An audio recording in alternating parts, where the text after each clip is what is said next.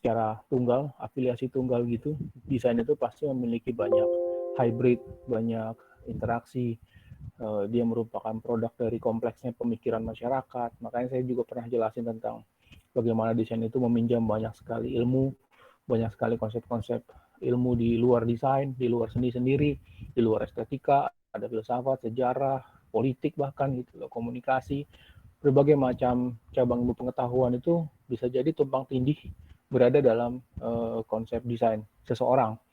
Nah, oleh karena itu kita memilah produk-produk desain yang mewakili identitas itu dia harus memiliki ciri dominan. Jadi dia tidak bisa kemudian kolase gitu ya, hasil kolase tumpuk terus kemudian diperkenalkan sebagai sebuah desain yang memiliki identitas kebudayaan. Itu nggak mungkin.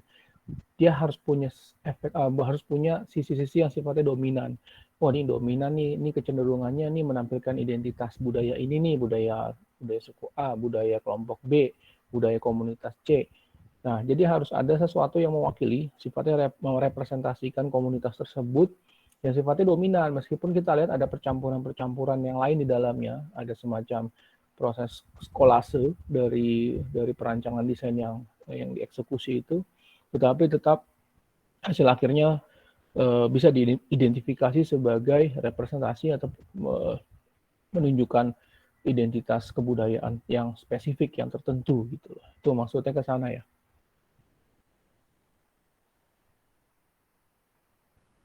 Identitas budaya adalah rincian karakteristik atau ciri kebudayaan yang dimiliki sekelompok orang. Ya kan? Ciri, rincian karakteristik. Saya pernah jelasin tentang identitas itu segala sesuatu yang membedakan diri kita dengan orang lain. Segala sesuatu yang membuat diri kita atau kelompok kita tidak akan sama dengan orang lain gitu. Itu identitas. Berarti apapun yang membuat kita berbeda dari orang lain itu adalah identitas kita. Apapun yang mencirikan satu hal secara spesifik yang membuat hal tersebut membedakan dia dari kelompok yang lain atau orang lain itu adalah identitas. Intinya ke sana. Yang kita ketahui batas-batasnya ketika dibandingkan dengan karakteristik atau ciri-ciri kebudayaan lain. Oleh karena itu perbandingannya setara. Kita melihat komposisi warna. Oh, ini komposisi warna hijau, kuning, oranye. Ini eh, dengan komposisi warna yang lain, komposisi warna hitam, putih, dan merah. Ini berarti beda suku nih, beda representasi kebudayaan, bahwa yang kuning, hijau, dan oranye ini sering ditampilkan sebagai representasi kebudayaan Betawi. Lalu yang berwarna merah, hitam, dan putih itu kebudayaan Batak. Kayak gitu. Itu misalnya bisa jadi begitu. Maka ketika warna itu dibandingkan, dia harus setara. Setara itu artinya warna ketemu warna, ornamen ketemu ornamen, motif hias ketemu motif hias, gitu. Filsafat ketemu filsafat. Nanti ketika masuk ke pemahaman yang lebih dalam, sejarah ketemu sejarah, kayak gitu. Baru kita kemudian bisa membedakan. Ilustrasi yang saya ambil itu jelek banget ya, ngeblur gitu ya. Saya nggak berhati-hati pas milih di Google tadi, di Google Image.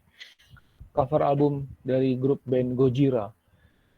Cover albumnya itu merepresentasikan kebudayaan orang Machikengwa. Machikengwa itu adanya di Peru, orang yang hidup di hutan-hutan Amazon. Spesifik karena bentuk topi itu bentuk topi khas suku tersebut gitu loh.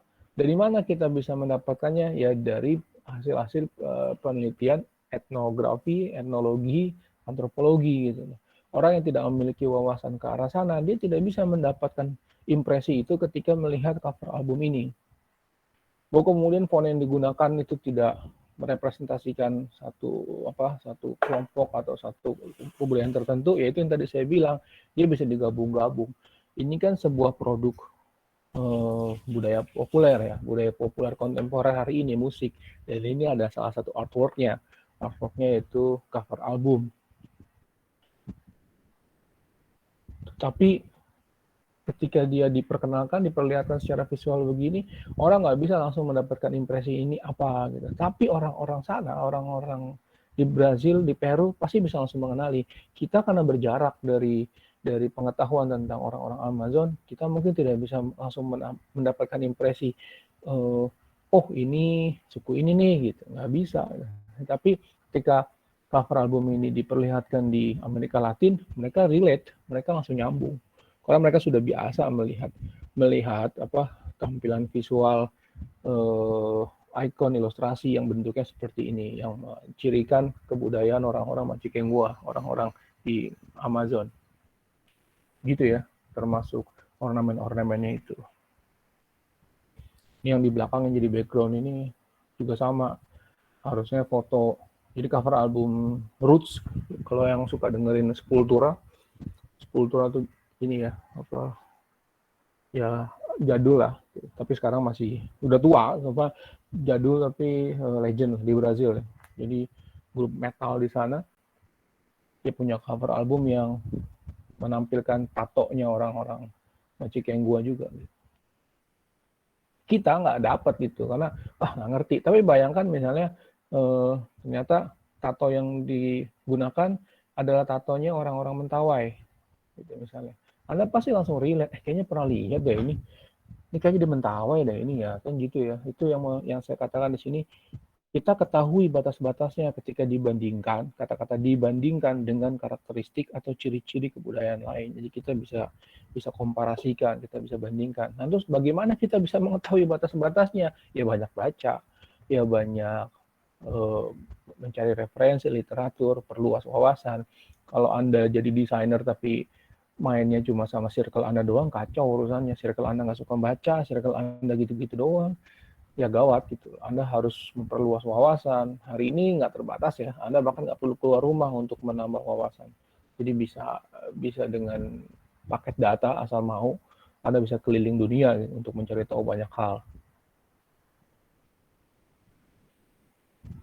Lalu, identitas budaya ditentukan oleh struktur budaya dan struktur sosial. Struktur budaya itu apa? Saya pernah jelasin juga tuh sebelum-sebelumnya. Budaya itu kan sifat mental, sikap mental, ya kan? Sesuatu yang sifatnya batinia, sesuatu yang sifatnya perspektif, adanya tuh di mentalitas kita. Jadinya bukan fisik kita, tetapi cara berpikir kita, mindset kita, worldview kita, cara pandang kita. Maka ini struktur budaya, itu ya itu. Perasaan kita, preferensi kita, persepsi, selera, gaya hidup, yang sifatnya kolektif, ada di masyarakat. Ketika itu membentuk struktur di masyarakat, ya itulah struktur kebudayaan kita. Gitu. Misalnya hari ini kita mendapati struktur budaya bahwa yang kekayaan itu diukur dari properti misalnya. Oh, kaya itu dari kepemilikan harta seperti rumah, properti ya maksudnya rumah, mobil gitu. Karena ada struktur budaya yang mengajarkan kita itu. Itulah ukuran kekayaan. Ditambah ada seorang ustadz yang sangat nyeleneh saya pikir bicara sedekah dengan apa namanya menganalogikan kekayaan itu sebagai sesuatu yang sifatnya bisa dilipat gandakan lewat sedekah segala. Jadi kekayaan itu adalah kebahagiaan orang ketika dia disedekahkan balik lagi lebih banyak. Nah, itu kan akhirnya membentuk struktur kebudayaan di kepala kita. Orang kaya itu ya diukur dari apa yang dia pakai, apa yang dia tempati rumahnya, apa yang dikendarai gitu, kendaraannya. Kan kayak gitu jadinya. Budaya flexing kemarin memperkuat itu meskipun ujungnya nggak enak, tapi kan itu hanya beberapa saja yang kemudian bermasalah. Sisanya yang lain yang kita sebut sebagai crazy rich akan tetap tampil sebagai orang yang secara struktur budaya dipersepsikan itulah kekayaan gitu. Begitu pula kecantikan, begitu pula modernitas, begitu pula kemajuan. Ukuran-ukurannya ditentukan lewat struktur budaya. Kita melihat sesuatu yang cantik, yang etik, yang estetik itu bisa jadi ditentukan oleh struktur budaya yang ada di masyarakat di tengah-tengah kita. Apakah terjadi resistensi di antara masyarakat? Ya banyak perlawanan antar komunitas, mencoba untuk melawan, mencoba untuk tidak sepakat gitu ya, atau bernegosiasi, mencari kesepakatan, mencari jalan tengah. Kadang Anda bisa ikuti, kadang enggak gitu, atau ambil jalan tengahnya separuh-separuh aja lah gitu. Oke, saya juga nggak kepengen punya rumah yang besar, tetapi tetap saya pengen nabung punya rumah yang nyaman. Nah, persepsi nyaman ini kan jalan tengah. Dia tidak kemudian bicara rumah sederhana, rumah yang ya ngontrak juga nggak apa-apa. Enggak, ketika dia bercita-cita untuk tetap punya properti di Jakarta, artinya ada jalan tengah di situ. Jika dia mimpinya sampai ke crazy rich, ya berarti dia tidak bernegosiasi, dia tidak resist, dia memang sepakat bahwa itulah ukuran kesejahteraan bagi dirinya. Termasuk gaya hidup, kesukaan terhadap musik, terhadap fashion, terhadap jenis-jenis hobi tertentu, olahraga, apapun ya, hobi-hobi komunitas yang Anda geluti itu adalah struktur budaya yang bentuknya. Kenapa Anda geluti? Karena Anda tahu ada semacam nilai-nilai simbolik yang muncul dari situ. Keren, cool, apalah istilah-istilahnya ya, gaul, kekinian, macam-macam lah. Intinya membuat Anda berbeda, anti mainstream dari teman-teman yang lainnya. Sebenarnya anti mainstreaman Anda sendiri adalah sesuatu yang mainstream dalam struktur budaya gitu. Biasa aja. Lalu yang kedua, struktur sosial. Identitas budaya ditentukan lewat struktur sosial. Ya, yang masuk di sini adalah konteks sosiologi yang kita jalani ya. Bagaimana lingkup sosiologi yang berada di masyarakat kita, termasuk kekuasaan, politik, itu kan membentuk. Kita negara yang demokratis. Ya secara kebudayaan terbentuk di kepala kita, mindset kita yang namanya berbicara itu ya bebas-bebas aja, mengkritik, melakukan kritik sosial itu bisa-bisa saja bahwa kita bisa bersuara atas sesuatu yang menurut kita tidak benar, kita bisa saling melontarkan kritikan terhadap sesama masyarakat, sesama anggota masyarakat, termasuk kepada pemerintah. Itu kan terbentuk di kepala kita. Jika kita dibawa ke Singapura, kita akan bengong gitu karena Singapura negara yang maju, tetapi demokrasinya tertinggal. Karena apa? Karena di Singapura tidak boleh mengkritik pemerintah seperti hanya kita mengkritik pemerintah. Katakanlah di Indonesia ada undang-undang ITE, tetapi undang-undang ITE kan masih banyak orang yang masih bebas-bebas aja gitu bicara untuk mengkritik pemerintah asalkan dengan data dan fakta gitu kan. Tapi kalau di Singapura kan nggak bisa Anda mengkritik pemerintah. Padahal kelihatannya negara maju. Wah, kaget Anda kalau tiba-tiba melihat gimana iklim demokrasi di Singapura. Nah kayak gitu tuh. Terus Korea Utara udah jelas ya. Wah ini kok parah banget. Korea Utara malah nggak boleh ngapa-ngapain. Cina bahkan salah googling aja bisa ketangkep gitu loh. Oh, ketik kata kunci yang sifatnya subversif. Pas anak ke Amerika, bablas banget, liar banget. Di Indonesia apa-apa semua nggak boleh. Ada batasan. Mengkritik boleh, tapi nggak boleh menghina gitu. Anda menghina seseorang, pemimpin negara apalagi pemerintah, Anda bisa kena undang-undang ITE. Di Amerika Serikat itu Donald Trump kerjanya dibully doang gitu. Sekarang Joe Biden sih belum ya. Walaupun udah mulai tuh banyak dibikin jadi joke, jadi meme, jadi konten-konten parodi. Tapi dulu Donald Trump luar biasa itu. Dari bentuk kartun, karikatur, kartun opini ya, sampai animasi itu Donald Trump kayak nggak punya harga gitu, nggak ada harga dirinya gitu. Itu bebas, Anda juga akan melihat, wah ini kok bebas banget. Nah, iklimnya kan beda, maka struktur sosial itu membentuk pola perilaku sosial itu, membentuk identitas kebudayaan yang ditampilkan. Kalau ilustrasi saya di samping ini adalah Kafiyeh itu apa? Selendang khasnya orang Palestina dan merepresentasikan Palestina jelas gitu. Ya itu menunjukkan memang identitas budaya dibentuk dari situ, bahwa wah ini Palestina banget lah, ini Kafiyeh soalnya gitu kan. Kemudian ini bentuknya bentuk peta, bentuk mapnya Palestina gitu. Kayak kita mengenalinya secara gampang gitu hari ini kan karena sudah universal kasusnya. Kayak orang mengenali Australia gitu tanpa dikasih caption Australia, orang tahu oh ini bentuk negaranya Australia ini, bentuk benua Australia itu kayak gini gitu. Kayak kita mengenali Indonesia kan, kontur wilayah kita. Kalau kita lihat di map tanpa ada kata-kata Indonesia, kita pasti tahu tuh Indonesia. Kalau kita ngelihat globe itu tiruan bumi itu, miniatur bumi, kita akan bisa mengenali juga Indonesia di mana dari bentuknya kan. Amerika juga gitu. Kan terkenal karena bentuknya khas, bentuknya unik dan sering diperlihatkan, sering divisualisasikan di mana-mana. Nah itu struktur sosial yang bentuk, kemudian ada kata-kata resis misalnya, melawan, bahwa mereka ternyata mereka yang dalam kondisi penjajahan, dalam kondisi masih terjajah oleh Zionis Israel. Maka Kafiyeh adalah lambang perjuangan, lambang perlawanan, resistansi. Jadi struktur budaya dan struktur sosial dia jelas menjadi bagian dari identitas kebudayaan. Dia menentukan identitas budaya dari sebuah produk desain. Lalu, ntar saya minum kopi dulu bentar ya.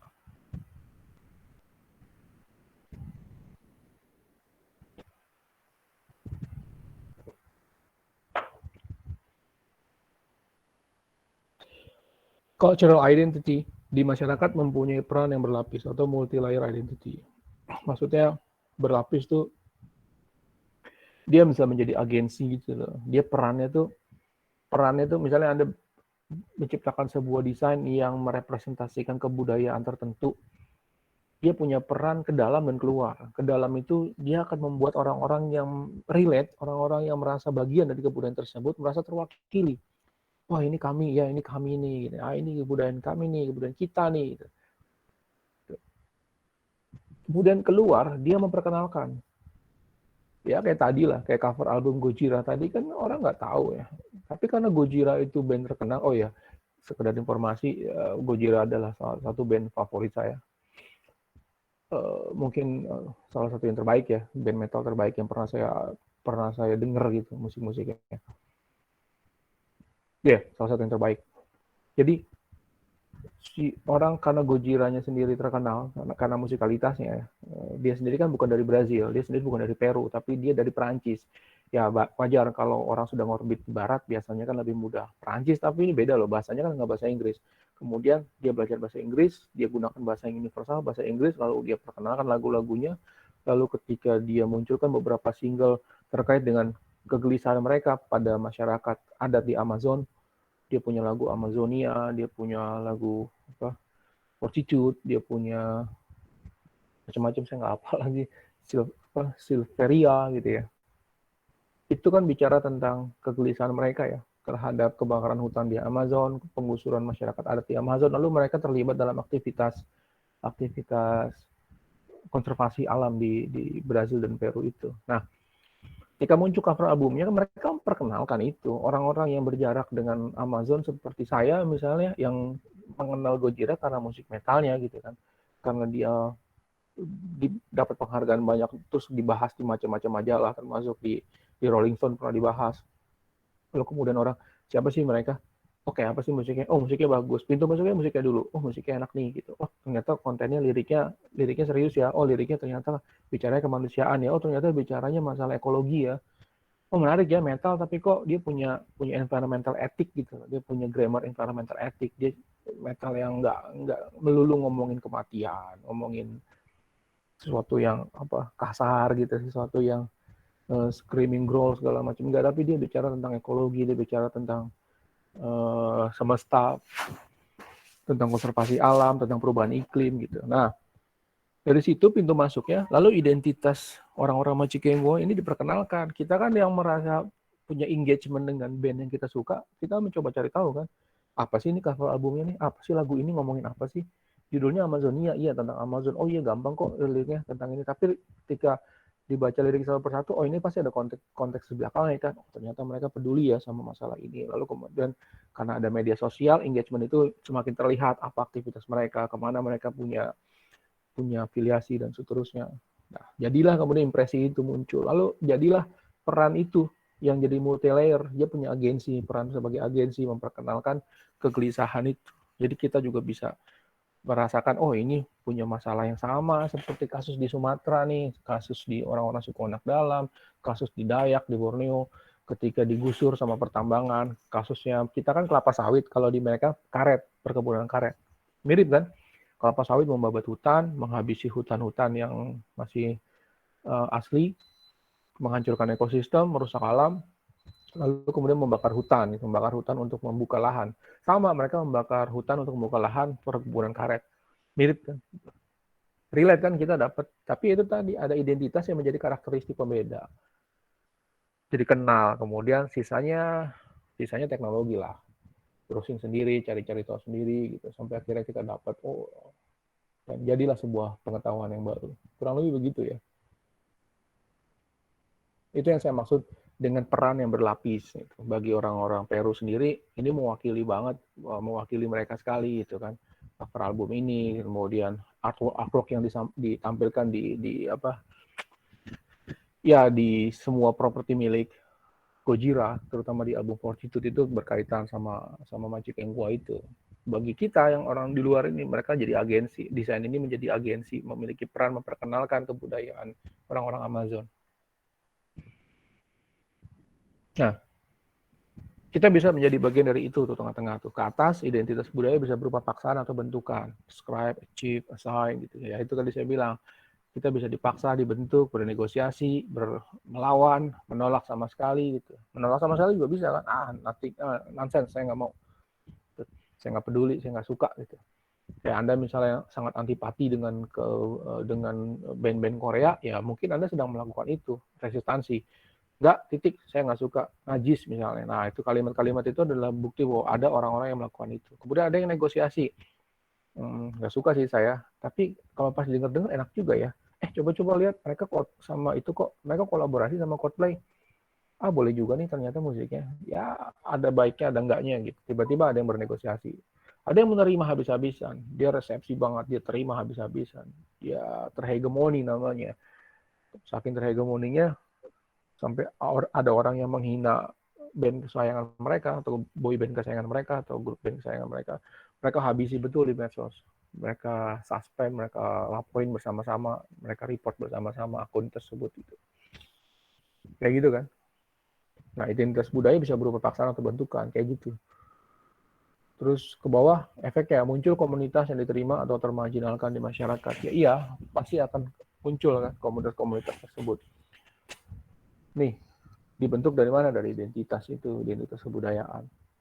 Budaya apa? Budaya Korea. Muncul komunitas pencinta Korea. Clear kok itu faktual, Anda nggak bisa bantah. Nanti Anda juga boleh tuh presentasi tentang itu.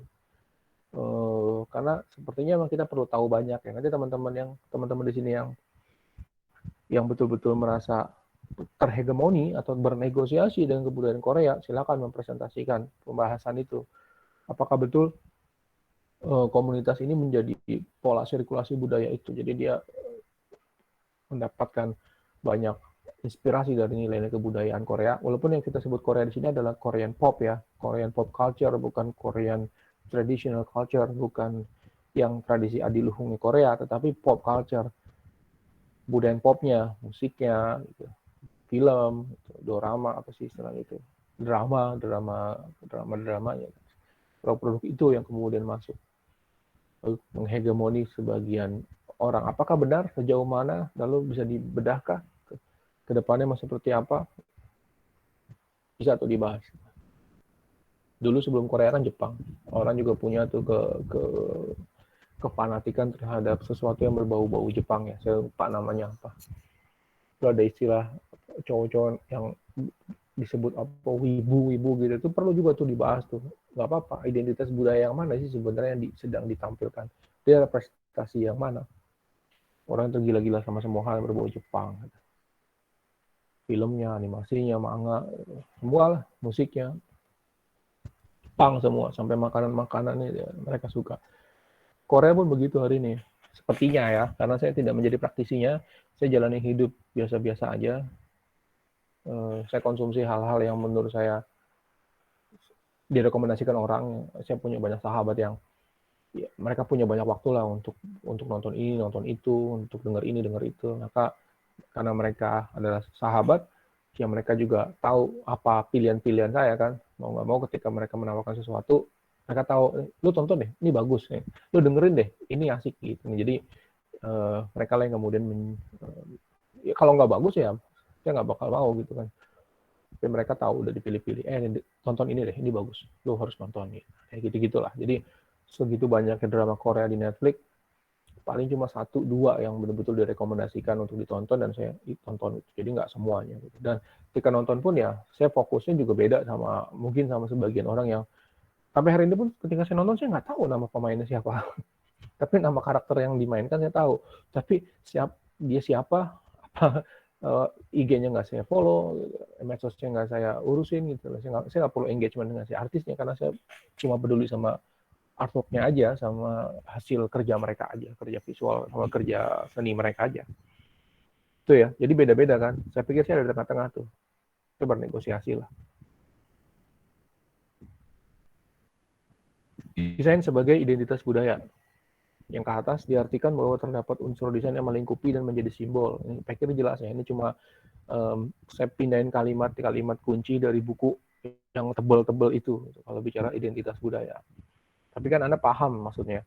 Terdapat unsur desain yang melingkupi dan menjadi simbol atau identitas sebuah kebudayaan. Penerapannya bisa berupa aspek gaya hidup, fashion, teknologi, kuliner, tradisi. Yang tadi saya jelasin ya, semua itu. Saya ambil contoh ini nih misalnya. Saya ambil contoh yang lokal aja. Ntar saya ngopi dulu.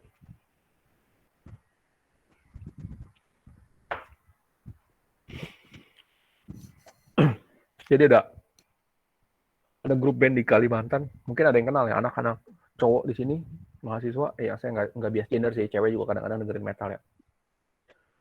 Mungkin tahu ada band namanya Capital, band dari Kalimantan.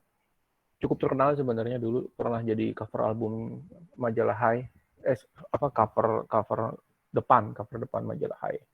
Karena fenomenal lagu-lagu mereka saat itu. Memunculkan hybrid kolaborasi budaya antara yang menampilkan identitas budaya Dayak. Karena ketika mereka muncul dengan cover album kayak gini, album Teror dari Belantara ini ya, saya punya nih CD-nya dulu. Orang langsung relate dengan kebudayaan Dayak, terutama yang paham budaya Dayak, dia pasti langsung tahu. Kalaupun tidak paham budaya Dayak, setidaknya orang-orang kayak Anda yang belajar IPS gitu, terus ya sering mendengar kata Dayak, lalu mungkin sering nonton ada sekelebatan lihat dokumenter tentang masyarakat Dayak, pasti langsung nyambung dengan properti yang digunakan, penari hudok misalnya, yang kemudian jadi ilustrasi bagian dari unsur ilustrasi desain cover album ini gitu. Ya, vokal poinnya memang tengkorak, betul, dan menunjukkan genre musiknya pasti nggak menye-menye gitu kan, ini pasti musik keras nih gitu, tengkorak gitu. Tapi yang menarik adalah ada identitas budaya di situ. Karena ini nggak tengkorak doang gitu, tapi di sini ada ilustrasi properti penari hudok yang itu sangat Dayak, gitu kan. Dari sini kan sudah kelihatan secara impresi mewakili itu. Kalau kita pakai teori-teori yang tadi saya bahas di atas, ya kepakai semua teorinya gitu. Bahwa dia menjadi agensi, dia punya peran multi layer ke masyarakat Dayak. Ini mewakili mereka. Ya ini metal dari kami nih, metalnya orang Dayak nih kayak gini nih, anak-anak Dayak yang bermain musik metal, akhirnya kayak ginilah hasilnya gitu loh. Keluar, kita diperkenalkan, anggap aja ini kita bukan orang Indonesia, Anda adalah orang Singapura, Anda orang Thailand, terus ngeliat kayak gini kan, pasti pengen tahu ini apa ya. Ketika kemudian muncul keinginan untuk membangun relasi engagement dengan musik tersebut atau dengan band ini, lalu kemudian Anda pasti pengen cari tahu, seperti tadi dengan kasus Gojira kan, Anda pengen tahu ini apa sih yang diomongin Gojira gitu. Oh ini Dayak, oh ini ada di Borneo, oh ini Kalimantan, oh ternyata mereka punya masalah ya. Lalu muncul juga di konten-konten lagunya ya tentang kebakaran hutan dan segala macam itu. Termasuk kalau di sisi musik, mereka menggunakan alat musik Dayak yang khas tuh yang namanya sampek.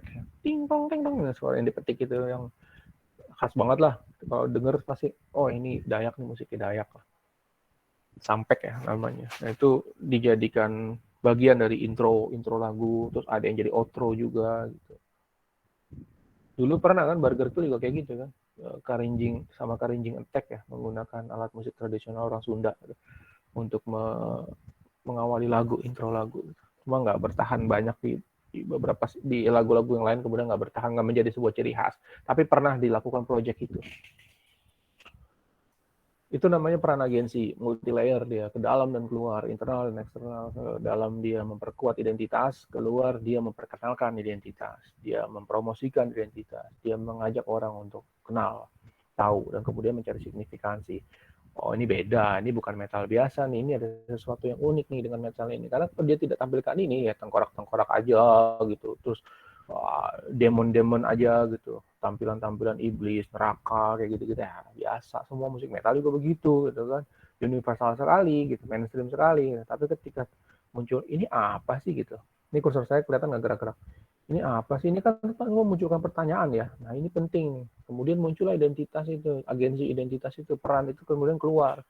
Oh dari situlah kemudian muncul proses keingintahuan orang, pencarian tahu, ingin mencari tahu, gitu. Dapatlah informasi itu.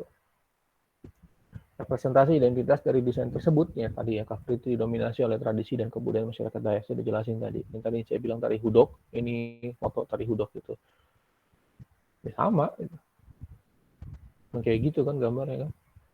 Terus nah ini kan sebenarnya ini pernah saya jadiin makalah, saya lupa kapan saya nulisnya, tapi udah di jurnal desain tuh.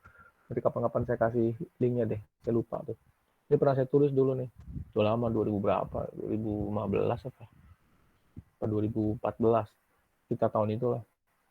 Jadi waktu saya riset dulu tentang apa filosofi cover album ini, tengkorak yang dipakai di ilustrasi ini bukan pemaknaannya bukan seperti tengkorak yang biasa dimaknai oleh anak-anak metal pada umumnya gitu, bicara tentang kematian, tentang mortality, tentang sesuatu yang sadistik gitu. Enggak, tengkorak ini adalah kebahagiaan orang Dayak gitu. Karena kalau kita tahu di Dayak itu banyak ya, saya nyebut Dayak ini jangan apa, Anda jangan mempermasalahkan ciri khas 40-an varian orang Dayak gitu. Saya pikir ada 40, sekitar 40 ya, 40-an. Ada 40-an subsuku lah saya menyebutnya gitu, rumpun Dayak gitu. Yang paling besar itu mungkin Iban gitu. Ya misalnya di komunitas orang-orang Dayak yang beberapa komunitas orang Dayak itu meyakini tulang belulang manusia itu adalah sesuatu yang membawa mereka menuju kebahagiaan akhirat. Karena kalau kayak misalnya tradisi Tiwah, pemakaman itu kan 2 kali. Orang Dayak kalau mati dia dikubur sekali, kemudian dikubur kan, dia mati dikubur, lalu kemudian ketika dia dikubur nih, jasadnya dikubur, itu mereka yakin itu nggak pergi ke akhirat, itu ruhnya itu gentayangan gitu loh, bawa si jenazah ini ruhnya gentayangan di hutan-hutan mereka itu. Dan dari situlah kemudian nantinya baru bisa benar-benar dia ke akhirat kalau sudah jadi tulang. Jadi ketika udah jadi tulang, digali lagi kuburannya, tulang-tulangnya kemudian disusun, diupacarakan kembali gitu loh, diupacarakan kembali, lalu dikubur lagi yang kedua kalinya. Nah itu baru dia berangkat ke akhirat. Kayak gitu. Jadi tulang yang bisa dikumpulkan secara utuh adalah kebahagiaan bagi keluarganya, karena dia pasti nyampe ke akhirat dengan apa tanpa hambatan gitulah katakan. Makanya mereka punya tradisi penggal kepala, bukan semata-mata untuk kanibalisan bukan, tetapi penggal kepala saat perang adat itu, misalnya perang suku, mereka kemudian penggal kepala itu bukan dalam rangka menakut-nakuti musuh, tetapi memang untuk membuat musuhnya kalah dalam arti sesungguhnya gitu. Karena gini, kalau si musuhnya itu dipenggal kepalanya, lalu kemudian kepalanya dibawa, lalu jasadnya itu dibawa sama pihak suku yang kalah itu, yang dipenggal itu, dia dikuburkan kayak gini, kemudian mau dikuburkan kedua kali dalam prosesi tiwah misalnya, dia tidak bisa kembali ke akhirat karena tulangnya nggak utuh, kepala tengkoraknya hilang gitu. Jadi tengkorak yang ada itu, dan itu harus tengkorak yang, kalau yang hilang bagian yang lain nggak apa-apa, tapi kalau tengkorak yang hilang itu fatal banget. Mereka kan sangat bersedih, maka itu menjadi kesedihan yang sangat-sangat serius gitu loh bagi orang Dayak. Maka tengkorak justru kebahagiaan bagi mereka. Ketika tulang belulang itu ada dan terutama tengkoraknya ada, aman gitu. Maka si keluarga yang wafat ini, si jasadnya ini bisa kembali dengan tenang, tanda kutip kayak gitu. Tapi kalau tidak ada, dia akan menjadi penyakit, dia akan menjadi bala, dia akan menjadi setan yang bergentayangan di hutan-hutan mereka, mengganggu, memberikan penyakit segala macam kayak gitu-gitu.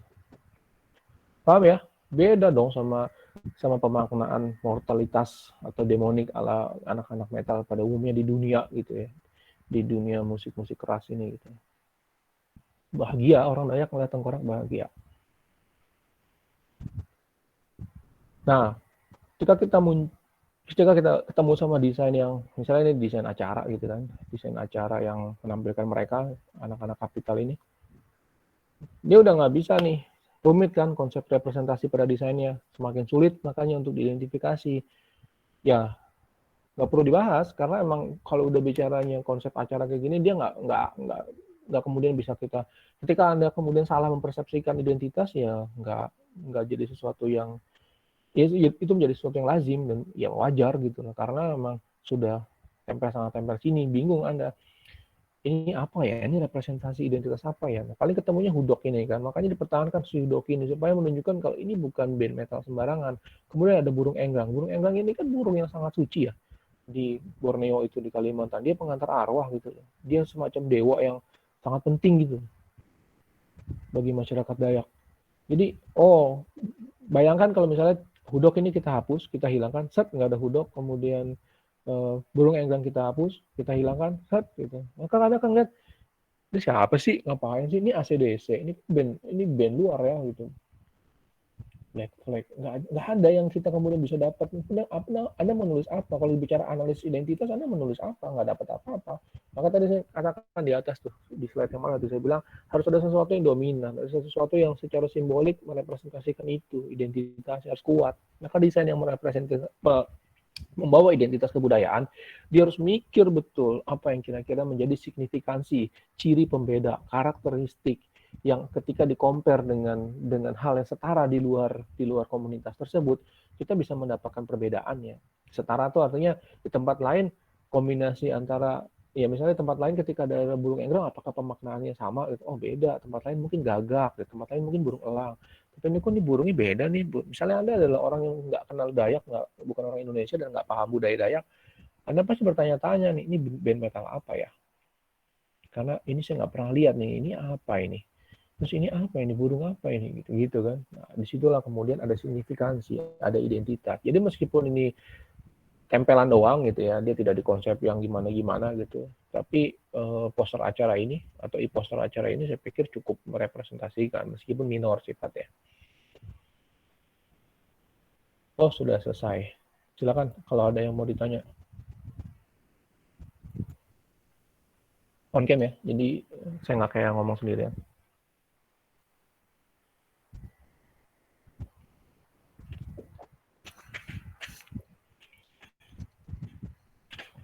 Ayo dong, masa kita nggak diskusi? On cam aja, on cam. On cam dulu aja deh, tunjukin muka dulu. Masalahnya belakangan.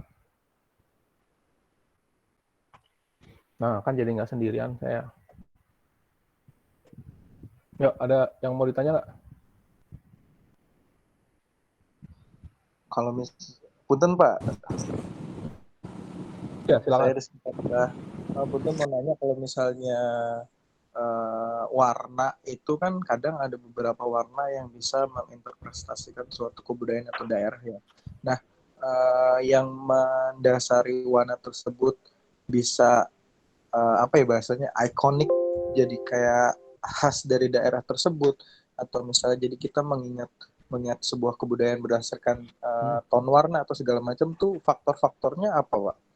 Faktornya otorisasi kalau menurut saya. Kalau warna ya otorisasi. Jadi ada kebudayaan yang juga biasa menggunakan warna-warna tertentu dalam tradisi visual, misalnya tradisi visual mereka dalam membentuk motif hias itu medianya bisa di pakaian, bisa di rumah, arsitektur rumah, ornamen, hiasan, senjata tradisional, properti pernikahan segala macam. Nah, tapi ada otorisasi apa? Otorisasi saya menyebutnya pihak yang punya otoritas kebudayaan itu bisa jadi adalah pemerintah provinsi misalnya, yaitu yang berhak. Kalau contohnya Betawi tadi saya katakan, kenapa saya bisa pede menyebut kuning, hijau? Mungkin ada kode warna tertentunya ya, yang dalam bahasa desain tidak disebut kuning, hijau gitu, tapi mungkin lebih tepat dengan istilah-istilah desain. Tapi ini untuk ukuran orang awam aja lah, kuning, hijau, dan oranye gitu. Itu dipatenkan secara tidak langsung ya. Saya bilang tidak langsung karena tidak ada SK yang mengatakan yang berbunyi kuning, hijau ini adalah warna Betawi, enggak. Tetapi saya merasa dipatenkan secara tidak langsung lewat kebijakan-kebijakan pembangunan arsitektur yang menggunakan warna itu di aset-aset kebudayaan, aset-aset kebudayaan orang-orang Betawi. Sebentar saya ambil paket dulu ya.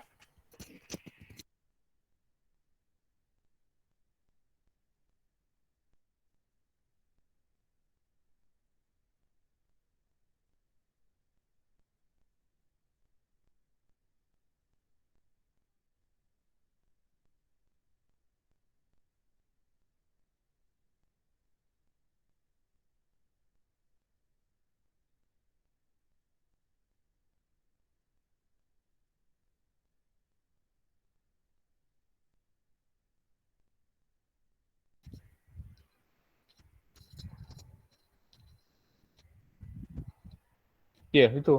Terus di ketika Pemprov membuat SK tentang wilayah konservasi budaya Betawi di zaman Gubernur Pak Sudirman, terus kemudian Gubernur Sutioso, Fauzi Bowo sebenarnya nggak melakukan apa-apa karena melanjutkan apa yang dilakukan Sutioso. Jadi menjadikan wilayah Condet sebagai wilayah konservasi. Lalu gagal kan Condet. Nah, kemudian ketika Condet dianggap gagal menjadi wilayah konservasi, dibangunlah Setu Babakan sebagai wilayah konservasi budaya Betawi, Kampung Setu Babakan ya, Kampung Konservasi wilayah konservasi kebudayaan Betawi. Nah, itu dikonsep betul tuh. Nah, itu menurut saya itu adalah bentuk pematenan, mempatenkan sesuatu yang kita sebut hari ini sebagai pertanyaan tadi di Sri Fadila itu ornamen, visual, segala macam yang berkaitan dengan budaya Betawi. Secara tidak langsung meskipun menggunakan SK yang mengatakan bahwa ini adalah wilayah konservasi budaya Betawi, tapi ketika diciptakan wilayah, maksudnya didesain wilayah itu dengan bentuk sedemikian rupa, dibangun masjid dengan desain yang ternyata memiliki similaritas dengan bangunan-bangunan lainnya, maka kita bisa mendapatkan benang merahnya. Oh, ini yang sama, ini Gigi Balang. Oh, ini yang sama, ini Langkan. Oh, ini yang sama, ini warna kuning, hijau. Ini di mana-mana muncul nih. Di kantor pengelolanya, warna kuning, hijau, putih, warna kuning, hijau, putih, oranye gitu. Muncul lagi gitu. Paham nggak? Kemudian ketika mereka membuat poster saja, poster apapun ya, poster kegiatan apapun, kegiatan kunjungan, selamat Idul Fitri, apa aja, poster-poster yang berkaitan dengan kegiatan di Setu Babakan itu semua menggunakan tipe warna yang sama. Gitu. Maka secara impresi muncul kesepakatan di antara para audiens, kita menyebutnya audiens, saya juga termasuk audiens, kita adalah penikmatnya. Tiba-tiba di kepala kita, di mindset kita, di otak alam bawah sadar kita ya, di alam bawah sadar kita muncul untuk kesepakatan itu Betawi banget warna itu. Kalau misalnya Anda mau kritis sedikit, apa benar warna itu warna Betawi? Nah, ini butuh riset gitu loh, butuh ahli ya. Tapi kita sudah menyerahkan itu kepada Pemprov, dan Pemprov memang membentuk tim ahli untuk itu. Jadi hasil yang keluar itu adalah hasil dari riset para tim ahli budayawan Betawi, dan tidak ada yang protes tahu saya, termasuk misalnya Anda tahu J.J. Rizal, seorang sejarawan Betawi yang cukup verified ya, otoritatif lah, buku-bukunya banyak, hasil tulisannya banyak. J.J. Rizal itu terlibat langsung di situ. Kemudian ada lembaga kebudayaan Betawi, LKB, pimpinannya siapa saya lupa. Tapi ada Abah Alwi Sahab. Alwi Sahab itu bukan Menteri Luar Negeri, tapi dia Abah Alwi, dia yang salah satu budaya Betawi yang paling tua gitu, yang paling otoritatif juga. Lalu ada yang nggak terlibat tetapi nggak protes, nggak terlibat secara langsung tapi juga nggak protes, Pak Abah Ridwan Saidi misalnya, dia nggak protes. Artinya ketika dia nggak protes berarti nggak ada masalah. Kecuali ada kita menemukan tulisan ngaco nih pembangunan Setu Babakan, Betawi nggak kayak gini, warnanya nggak kayak gini, warnanya harusnya pink misalnya, pink, hijau gitu, tuh Betawi itu pink, ungu gitu. Misalnya, saya nggak menemukan itu. Jadi ketika semuanya sudah melibatkan pakar, sejarawan, budayawan, dan Pemprov tentu saja. Karena Pemprov DKI sendiri kalau kita lihat pucuk pimpinannya kan belum tentu orang Betawi. Ya kan? Hari ini aja Anies Baswedan, udahlah dia keturunan Arab, tinggal lama di Jogja pulang. Sebelumnya Fauzi Bowo orang Lampung. Ahok sebelumnya, Ahok kita skip aja lah. Oh iya, Ahok lah kita bahas ya. Orang Bangka Belitung, Tionghoa pula. Sebelumnya Fauzi Bowo orang Lampung. Sebelumnya Sutioso Jawa. Jadi yang orang Betawi sendiri malah nggak pernah jadi gubernur, artinya menjadi pimpinan tertinggi gitu loh untuk otoritas itu. Artinya dia pasti melibatkan, dia menyerahkan kepakaran ke orang lain. Silakan tim ahli yang saya tinggal tekan aja gitu. Beda dengan kebudayaan Jawa. Budaya Jawa itu masih ada dua keraton yang eksis, Jogja dengan Solo. Jogja eksis bahkan tidak hanya dalam konteks kebudayaan, tetapi dia dalam konteks kekuasaan, karena keraton Jogja itu si sultannya juga jadi gubernur gitu. Dia bisa membentuk kode-kode kebudayaan, dia bisa membentuk kodifikasi budaya, termasuk yang pernah saya bahas tentang sepatu brodo, itu kenapa jadi fatal ya, karena pemaknaan itu dibentuk sama keraton memaknai itu sebagai sesuatu yang sakral. Ketika keraton bilang sakral ya kita manut, oh sakral, berarti ketika ada yang menyalahi aturan dalam penggunaannya, ya kita sepakat juga nih orang ngaco, menyalahi aturan. Nah, kode-kode kebudayaan ini yang tadi saya bilang ditentukan oleh otoritas. Lalu Anda sebagai desainer, makanya penting untuk riset, penting untuk berhati-hati, penting untuk kemudian menggali informasi sedalam-dalamnya terkait dengan warna, terkait dengan mungkin tipografi, sampai ke titik tipografi mungkin, sampai bentuk-bentuk ornamen, bentuk-bentuk hiasan, ukiran, itu harus clear betul, sampai Anda bisa mendapatkan sesuatu yang sifatnya identik, signifikan, terkait representasi kebudayaan yang sedang Anda explore gitu, katakanlah gitu ya. Itu menurut saya, Rizky. Saya nggak bisa jawab lebih dari itu, karena emang yang saya tahu kayak gitu. Kayak tadi saya contohkan misalnya Batak dengan merah, hitam, putih. Kalau Anda nggak ngerti budaya Batak, Anda ngerasa ini mah Milan, Pak, bukan Batak, itu Milan Anda bilang gitu. Karena emang karena Anda emang taunya ya itu Milan gitu kan, AC Milan gitu. Padahal itu Batak. Bukan berarti orang-orang Samosir itu semuanya Milanisti ya, enggak. Jadi kalau Anda lihat rumah dorganya mereka, ada namanya rumah dorga, rumah adatnya orang-orang Samosir tuh, ukirannya memang dominan 3 warna itu, dan itu merepresentasikan filsafat yang berbeda-beda ya. Putih, hitam, dan merah itu merepresentasikan tanah tempat hidup kita hari ini. Putih itu akhirat, suatu hal nanti yang suci sekali akhirat. Hitam itu kegelapan, dunia kegelapan penuh dengan dosa kayak gitu-gitu. Kayak versi nerakanya lah gitu. Tapi ini agama klasik mereka sebelum datangnya Protestan, sebelum datangnya Islam gitu. Agama yang ya mereka di level animisme dulu ya.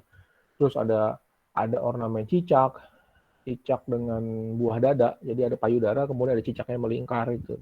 Itu Batak sekali itu. Orang-orang Samosir pakai itu. Di rumah-rumahnya muncul tuh ornamen itu. Itu kalau Anda pelajari filsafatnya filsafat yang masuknya ke kebudayaan asli mereka dulu sebelum datangnya agama-agama seperti Protestan atau Islam. Tanda kesuburan wanita gitu. Maka ketika pertanyaan Rizky tadi, warna Pak? Nah itu, warna itu dia direproduksi lagi gitu loh. Jadi ketika sudah ada Protestanisme, sudah ada Islam, sudah ada ya katakanlah agama-agama yang bukan lagi animisme gitu. Muncul agama-agama yang berkitab, memiliki kitab suci dan ada nabinya. Lalu orang-orang Batak sudah memiliki agama-agama baru ini gitu. Tradisi-tradisi pemanfaatan warna 3 warna tadi tetap dipertahankan, tetap dikonservasi, diulang lagi. Artinya bangunan-bangunan rumah-rumah adat di Samosir itu kan bukan peninggalan masa lalu, itu kan bangunan-bangunan baru banyak juga gitu. Anda datang ke Medan, ada kopi namanya kopi Sipirok. Nah, kedai kopi terkenal tuh Sipirok itu. Itu Anda lihat ornamennya tuh merah, hitam, biru. Merah, hitam, Milan lah. Apa Anda sepintas, Milan nih, aku malas, aku anak Inter, gue nggak bakal ngopi di situ. Bisa jadi kan saking gobloknya kayak begitu kan. Padahal itu Batak maksudnya. Merah, putih, hitam itu. Jadi kalau Anda lihat yang dominannya, ini 3 warna ini nanti dikombinasikan dengan proporsi ya. Proporsinya gini, kalau proporsinya berarti merah, berarti dia rumahnya orang yang biasa aja, pedagang, saudagar. Tapi kalau proporsi banyak yang hitam, dia tokoh adat, dia dituakan, dia bahkan disucikan gitu. Dia tinggi gitu statusnya. Jadi gitu aja, komposisinya nanti dilihat dari situ, dari proporsi 3 warna itu. Kalau putihnya biasanya nggak dilihat, tapi yang merah sama hitam yang dilihat. Itulah, banyak banget di Indonesia yang bisa Anda eksplor. Makanya kalau lagi jalan-jalan, jangan cuma selfie gitu, intinya gitu aja. Jangan cuma nyari sesuatu yang Instagramable, ceklik selfie, tapi riset dikit lah, banyakin dikit waktunya, tambahin dikit waktunya untuk main ke museumnya, main ke dinas kebudayaan provinsi, ngobrol-ngobrol gitu, kayak gitu. Menurut saya sih ya, kalau yang suka traveling, jadilah desainer yang kayak gitu. Kalaupun emang nggak sempat traveling, ya udah sih nonton dokumenter juga banyak gitu. Banyak kok di YouTube, banyak juga di bacaan-bacaan yang mendukung itu, jurnal-jurnal ilmiah, literatur-literatur yang bahas itu. Simpel hari ini. Enak, apa-apa udah tersedia. Ada lagi pertanyaan? Terima kasih Pak. Sama ini Pak, saya pernah waktu itu ada kunjungan ke Bali. Kita berkunjung ke beberapa tempat yang mungkin memiliki makna tersendiri lah untuk warga-warga Bali gitu ya. Memang makanya kenapa tadi saya sempat menyinggung soal warna, kayak tadi Bapak singgung kan permasalahan warna merah, putih dengan hitam yang identik dengan kebudayaan Batak. Nah di Bali itu juga warnanya juga warna-warna seperti itu gitu, merah, putih, hitam, dan filosofi dari warna tersebut pun hampir mirip sama yang tadi Bapak jelasin, permasalahan tanah, terus akhirat sama tentang dosa-dosa seperti itu. Nah tapi saya sempat ada dengar ada salah satu teatrikal gitu yang menyampaikan bahwa adat Bali itu banyak, bahasa seperti apa, saya takut salah ngomong, banyak terinspirasi atau apa seperti apa yang mirip-mirip sama adat Jawa. Nah itu tapi saya kurang enggak tuh penjelasan detailnya tuh seperti apanya. Tapi kalau misalnya dilihat dari bentuk-bentuk, mereka kan juga ada pewayangan ya, ada pewayangan juga, mereka juga ada seperti apa ya, kayak kisah-kisah yang sekilas memang sense vibes-nya tuh mirip-mirip Jogja gitu, maksudnya cerita-cerita rakyat yang mirip-mirip seperti itu. Tapi saya kurang nangkep sih karena memang banyak penjelasan-penjelasan mereka yang menggunakan bahasa-bahasa yang saya nggak tahu itu bahasa Bali, tapi memang saya nggak pernah dengar sebelumnya gitu Pak. Ya kalau irisan pemaknaan warna, saya pikir itu sangat mungkin terjadi ya. Warna yang kemudian secara filosofi kok mirip, kok beririsan, kok sama, itu sangat mungkin terjadi gitu. Makanya harus dibedah lagi gitu, cari signifikansinya. Misalnya Anda mau meng-create sebuah desain, Anda adalah desainernya. Kemudian Anda melihat warna ini warna ini bakal dimaknai berbeda, warna ini bakal sama nih, nggak ada bedanya sama kebudayaan yang lain. Maka cari hal yang lain, cari unsur yang lain yang kira-kira menjadi signifikansinya. Berarti tinggalinlah warna, cari yang lain, motif hias misalnya, bentuk ornamen itu pasti beda, pasti sangat ikonik. Makanya di Bali itu selalu di mana-mana selalu barong gitu kan yang ditampilkan, karena memang tidak ada di tempat lain. Sedangkan hal yang lain tadi yang Anda sebut itu memang banyak irisannya. Kalau Anda menyebut tadi vibe-nya kok sama ya pas sama Jogja, iya akan jadi sama. Kalau Bali tampilkan itu juga, nanti orang nggak bisa bedain. Tapi apakah Anda pernah melihat motif barong, ornamen barong di Jogja? Kan tidak. Nah itu kemudian menjadi signifikansinya. Makanya itu terus dipertahankan di airport, di semua barong, mana-mana barong. Bahkan kaos yang tulisannya Bali itu yang terkenal banget, pasti gambarnya itu kan? Iya, jogger barong semua gambarnya. Ya karena memang itu yang membedakan, itu nggak ada di tempat lain. Itu dari dulu desainer tuh mikirnya gitu. Maka sebagai seorang desainer memang salah satu triknya mungkin itu ya. Tapi kan saya tidak bicara eksekusi ya, karena ini bukan mata kuliah desain. Ya maksudnya bukan mata kuliah praktik, ini mata kuliah teori. Teori desain dan kebudayaan itu kayak gitu. Signifikansi itu harus Anda temukan, harus Anda dapatkan. Kalau Anda menemukan hal yang lain bisa juga. Sama kayak apa Bu namanya kain yang di Bali itu, yang kotak-kotak, saya lupa lagi namanya. Yang kayak catur Iya, itu. itu yang suka ada di pohon-pohon. Ya, itu aduh namanya kain apa ya? Lupa saya. Bukan nih, carik mah lain itu. Bukan. Adalah namanya. Itu kan bisa pakai putih, bisa kombinasi putih merah, putih hitam, putih biru gitu. Pokoknya kotak-kotak gitu. Jadi kalau Anda nggak mikirin jauh-jauh gitu, kemudian Anda mau bikin sesuatu, ini Bali banget nih gitu, karena Anda nggak terlalu banyak baca. Tiba-tiba orang bisa melihatnya, wah bro, lu senang banget sama Kroasia gitu kan, tiba-tiba dipikirnya Anda lagi mendesain timnas sepak bola Kroasia gitu kan. Iya nggak? Iya, benar-benar. Kan itu kotak-kotak kayak gitu Kroasia kan. Sekarang orang kayak Kroasia siapa sih, Luka Modric ya. Orang kayak Modric sama Bali United terkenal mana kira-kira gitu. Wah ini Kroasia lah gitu. Ya sayang kalau dipakai gitu, kalau dipertahankan sayang, walaupun memang sebenarnya Bali pun memiliki itu. Tapi cari signifikansinya. Jadi kalau Anda mikirin di sana Bali banget ya harus itu, harus barang itu. Bayangin Akira Toriyama, saya pernah jelasin kan. Akira Toriyama menggunakan Tenkaichi Budokai gitu loh. Untuk apa namanya? Untuk bikin ilustrasi Tenkaichi Budokai itu pakai Bali, ornamen Bali semua tuh. Gapuranya, udon-udonnya, umbul-umbul, semuanya Bali. Dia pernah ke Bali, dan dia pikir, ini jadi tempat pertarungan aja nih. Padahal aslinya itu tempat panggung pagelaran untuk kesenian ya, termasuk tari kecak gitu. Dia nonton tari kecak, tempatnya oke juga nih. Dia kebayangin akhirnya kalau Son Goku dan Vegeta bertarung di sini oke juga nih. Akhirnya jadi tempat pertarungan itu. Dan kayak Budokai itu. Ini otaknya Akira Toriyama kayak gitu tuh. Dia bukan hybrid, tapi itu namanya kolase. Tempel-tempel aja. Makanya kalau Anda dikasih PR, misalnya saya kasih PR gini, bedahlah komik Dragon Ball. Analisis komik Dragon Ball dari sudut pandang desain dan kebudayaan. Itu nggak akan jadi satu makalah, nggak akan jadi bahkan satu buku. Anda bingung, ini representasi identitas yang mana nih, budaya yang mana, tabrak semua. Otaknya Akira Toriyama nggak bisa dibedah. Sebenarnya mau kemana sih dia? Gitu.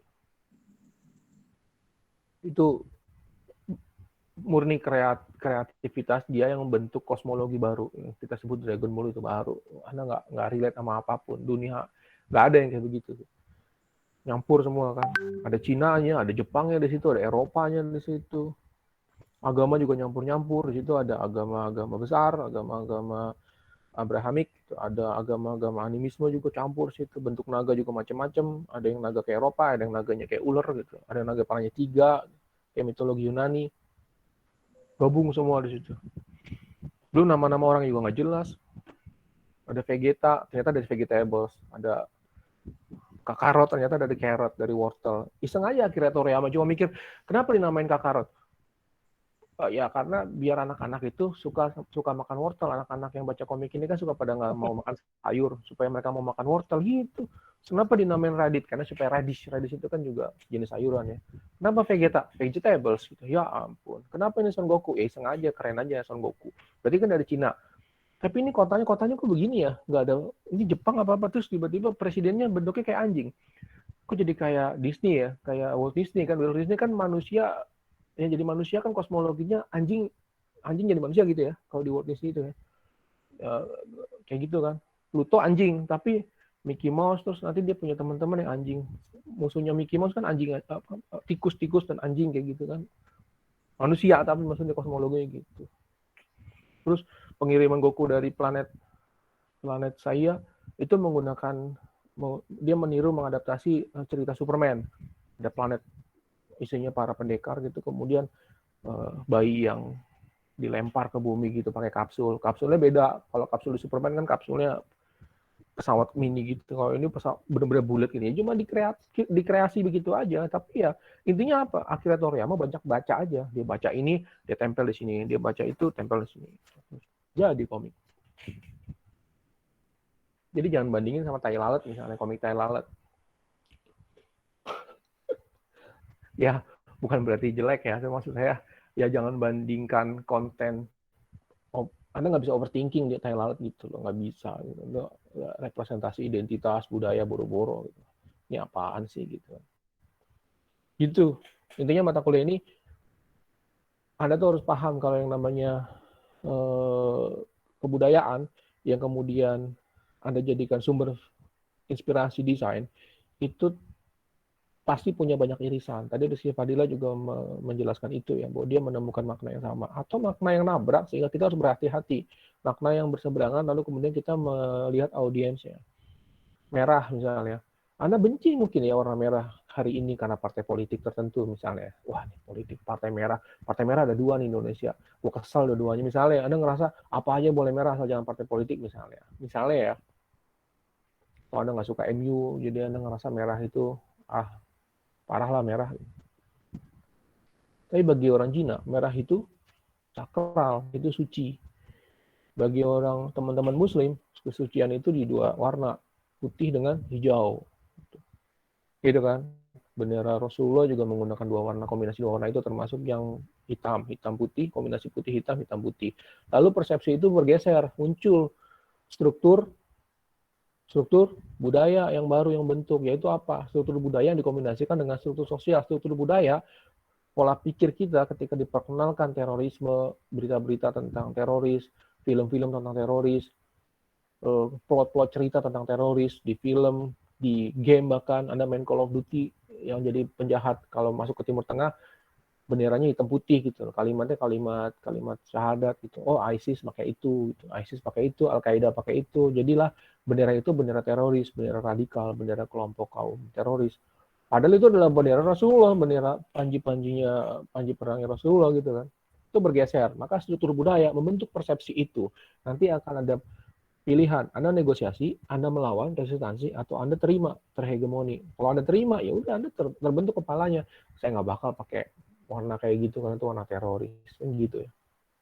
Struktur politik membentuk itu jelas ketika kemudian pemerintah misalnya di Indonesia bubarkan HTI karena HTI menggunakan bendera itu akan dibakar sama sekelompok orang-orang Banser dulu ya, Anda mungkin masih ingat, dibakar bendera itu, ada kalimat syahadat di situ dibakar, katanya itu bendera HTI gitu, padahal itu ada kalimat syahadatnya, lalu berdebatlah umat Islam, ini yang dibakar sama anak-anak Banser ini kalimat syahadat apa bendera HTI gitu loh, masalahnya logonya HTI menggunakan kalimat syahadat gitu ya, wah itu berdebat secara semiotik. Tapi itulah perang kebudayaan itu di situ. Perang persepsi, perang nilai. Ya kan? bergeser kan hari ini, tiba-tiba Anda menghindari, Anda berjarak, Anda takut gitu. Takut kalau bikin kayak begitu juga, soalnya kayaknya identik yang teroris. Nah, itu adalah bentuk bagaimana persepsi kebudayaan itu muncul, identitas itu muncul. Tiba-tiba suka atau tidak suka itu jadi identitas, dan perang narasi ini sudah terjadi sejak lama, dan kita adalah korbannya. Katakanlah kita sudah in the middle of atau emang sudah menjadi korbannya. Ketika Anda mengambil jarak, takut pakai warna itu. Karena kan kayak teroris nggak sih itu. Sama kayak berita di Kumparan tadi, saya komentarin agak kesal ya. Kumparan bikin berita tentang, Anda tahu nggak kasus penembakan, ada Kasatpol PP di Lombok nyuruh polisi nembak orang yang nggak dia suka, dibayar 85 juta. Tahu nggak berita itu? Tahu Pak, itu yang berebutan janda kalau nggak salah itu. Iya. Kan ya, saya nggak ngomongin motifnya lah, saya nggak terlalu nyimak motifnya dan nggak terlalu tertarik dengan motifnya, tapi berita ini cukup rusuh karena gayanya gangster banget gitu. Cari polisi kemudian, nah dalam berita di Kumparan itu kan slide by slide ya, Kumparan di Instagram itu kan dia slide by slide, satu slide captionnya terus. Nah, captionnya dimulai dari itu kan, dari motifnya apa, siapa polisi yang di hire itu, oknum polisinya. Nah, ketika masuk ke slide yang dapat senjata dari mana gitu. Nah, dapat senjata, polisi membeli. Jadi polisi nggak pakai senjata, dia kan polisi kan senjata dilaporkan. Karena kalau jadi polisi itu peluru itu dilaporkan per berapa bulan, mungkin dilaporkan jumlah peluru yang digunakan. Dan harus ada keterangannya. Peluru ya gitulah, maksudnya dia nggak bisa pakai senjatanya dia sendiri, karena nanti bisa diidentifikasi, oh ini yang senjata ini, oh ini FN ini miliknya si ini terdaftar atas nama ini. Jadi dia nggak bisa pakai senjata anggota, dia pakai senjata dari luar. Senjatanya didapat dari kelompok teroris. Nah, ketika masuk ke slide senjata didapatkan dari kelompok teroris, ini ditampilkan sama Kumparan di Instagram. Itu pejuang Palestina pakai kafiyeh. Anda bisa bayangin, kesal banget nggak saya? Pakai kafiyeh. Tadi kan ada gambar kafiyeh kan, itu pakai kafiyeh, dia bawa AK-47. Teroris katanya. Tapi itu kafiyehnya orang Palestina. Nggak ada ISIS yang pakai kafiyeh, nggak ada. Duh, parah nih Kumparan. Geblek bener, saya kadang-kadang mikir admin itu kenapa gitu ya. Apa nggak mikir gitu ya. Saya pikir ini suatu hari akan dihisap sih. Mudah-mudahan dia hilaf, dia nggak tahu. Tapi saya pikir ada pertanggungjawabannya. Kacau itu. Benar-benar. Kayaknya itu kayak semacam penggiringan opini Pak, kalau kata saya. Khawatirnya menggiring opini ya Pak ya, dari hal seperti itu yang awalnya dianggap biasa, akhirnya opini masyarakat yang tadi Bapak bilang kan, oh ini menggambarkan ini, akhirnya yang nempel di otak masyarakat seperti itu. Iya, alam bawah sadar Anda pelan tapi pasti gitu. Walaupun Anda mungkin sekelebatan doang, tapi sekelebatan kalau terus-menerus, besok ada lagi, lama-lama Anda ngerasa ketika lihat berita Palestina dengan Israel, Anda ngeliat tiba-tiba persepsi Anda bisa beda. Yang polisi ini kelihatan keren gitu. Yang polisi tentara Israel ini kayak keren, yang ini yang pakai kafiyeh nih, ini teroris nih gitu. Itu parah, orang mereka yang lagi berjuang gimana ceritanya. Anda sih enak rebahan di rumah, mereka lagi kacau balau itu negaranya. Dan kafiyeh itu lambang perjuangan, kacau Kumparan. Saya cuma komen gitu doang karena hari ini buzzer kan di mana-mana ya. Saya adalah orang yang takut dengan serangan netizen. Jadi saya cuma komen simpel doang, cuma bilang gitu doang. Aduh sayang banget ya pakai kafiyeh kan lambang perjuangan Palestina gitu loh. Apa nggak ada ilustrasi lain gitu loh untuk menggambarkan teroris gitu loh. Ditampilin siapa gitu, gambar apa gitu, teroris kan banyak jenisnya ya. Aduh, parah dah. Gitulah. Jadi identitas kan, kita lagi bicara identitas kebudayaan tuh di situ, dipersepsikan lewat kebudayaan, lewat struktur sosial politik gitu. Tadi kan untuk masalah terorisme aja kebentuk di kepala kita. Kalimat stempel Panji bendera yang dipakai ISIS itu kan dia mereproduksi cincin stempel Rasulullah ya. Kacau itu. Dan itu sudah menjadi brandnya mereka. Salah satu dosa terbesar ISIS itu ya.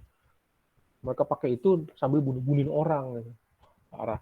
Nah, akhirnya kita takut sama bendera itu, sama Panji itu. Padahal itu adalah stempel cincin Rasulullah dalam berkirim surat menyurat ya. Stempelnya bentuknya kayak gitu, tulisannya begitu, fontnya kayak gitu. Ikonik sekali, sangat mudah dikenali. Dipakai sama ISIS, keselin banget. Ya sama aja kayak Anda ngelihat partai Islam, saya nggak sebut partainya, tapi logonya Ka'bah gitu kan. Oh. Terus si partainya korupsi, nah kan Anda gimana gitu perasaannya kan? Ya elah gitu. Depan gambarnya Ka'bah korupsi lagi gitu. Ah, pakai gambarnya gitu. Paham nggak? Iya, Jadi iya, ya iya, paham. identitas itu dibentuk lewat persepsi gitu. Kalau misalnya banyak partai Islam yang gegabah membentuk logo dengan identitas kayak gitu, oh pokoknya Ka'bah karena Ka'bah ini identitasnya umat Islam. Iya, kemudian kelakuan yang nggak sesuai sama ajaran Rasulullah, ya persepsinya akan berubah. Wah, Ka'bah Iya. ini lambang koruptor gitu. Lihat partai yang gambarnya Ka'bah ini isinya koruptor doang, kan kacau. Paling cocok ya gambar binatang sih menurut saya kalau mau korupsi. Sorry. Enak ini malam Ramadan nggak boleh ngomong buruk ya. Awas Pak, hati-hati ada tukang somai bobo hati, Pak. Nah ya, cukup. Tahun depan kita sambung lagi. Tolong Siap, siap, siap. masih intune karena kayaknya belum libur pekan depan. Jadi mungkin pertemuan terakhir sebelum Lebaran pekan depan. Terima kasih, saya tutup. Assalamualaikum warahmatullahi wabarakatuh. Waalaikumsalam warahmatullahi wabarakatuh. Thank you, Pak. Waalaikumsalam warahmatullahi wabarakatuh. Terima kasih, Terima kasih, Pak. Pak.